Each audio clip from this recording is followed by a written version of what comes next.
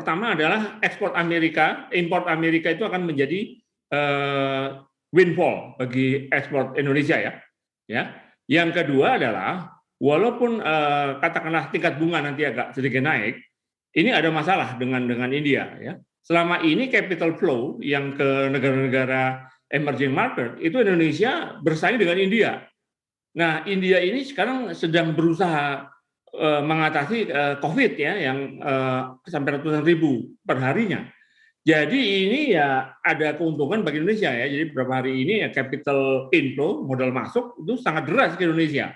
Dan ini diperkirakan akan lama ya. Diperkirakan India baru akan pulih lagi 3 bulan ke depan. Tapi itu pun tidak menjamin bahwa capital flow itu akan seluruhnya akan ke India. Jadi intinya kalau seandainya ada taper tantrum ya, taper tantrum itu efeknya itu akan seperti sesuatu yang perlahan-lahan ya, tidak tiba-tiba naik ya tingkat bunga ya. Dan orang Amerika sendiri sekarang sudah mengerti bahwa untuk bertaruh dengan hanya aset finansial di Amerika itu ya akan sangat spekulatif ya. Dia akan tetap menyebar kan aset-aset portable-nya ya itu di negara-negara yang punya prospek pertumbuhan yang cukup tinggi ya, apalagi FDI di Indonesia ya berkaitan dengan misalnya pabrik baterai listrik, mobil listrik itu sudah mulai datang gitu ya. Nah ini yang nanti akan mempengaruhinya.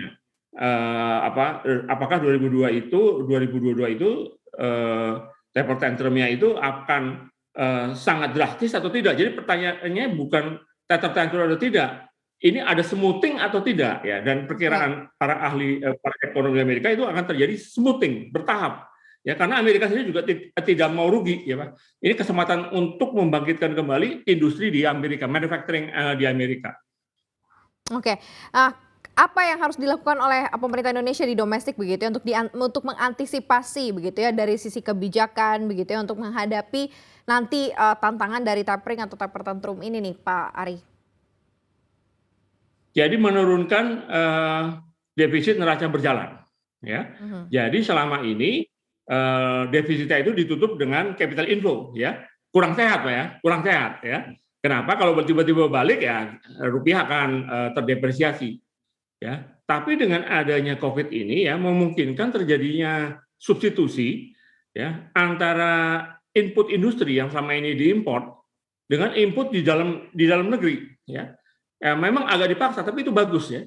Jadi nanti kita akan melihat bahwa sebagian bahan baku yang tadinya kita import aja mulai diproduksi di dalam negeri. Karena apa? Cukup bahaya juga kalau kita mengandalkan import. Nah, cuman memang harus dibantu lagi dengan penurunan ekonomi biaya tinggi. Itulah sebabnya maka ada Omnibus Law ya. Dengan Omnibus Law maka perusahaan-perusahaan menengah kebanyakan yang memproduksi barang antara ya, input untuk industri yang dipakai untuk nanti barang akhir untuk konsumen itu bisa datang. Dan begitu juga untuk pengusaha Indonesia, dia akan cukup menguntungkan untuk investasi di istilahnya itu di tengah-tengah ya, antara hulu dan hilir, bahkan di hulu ya. Nah, jadi seandainya ada tantrum pun, maka defisit neraca berjalan kita sudah tidak terlalu besar ya, sehingga dampak capital flow terhadap volatilitas dari rupiah itu akan semakin kecil. Jadi akhir-akhirnya itu adalah perbaikan di sektor real. Perbaikan yang ada di sektor real secara keseluruhan begitu ya. Di sektor real ya, karena permasalahannya di sektor real ya. Jadi kita sangat tergantung pada modal masuk ya. Dan modal masuk itu ya tergantung daripada taper tantrum, masuk keluar. Nah itu bisa dikurangi ya gitu.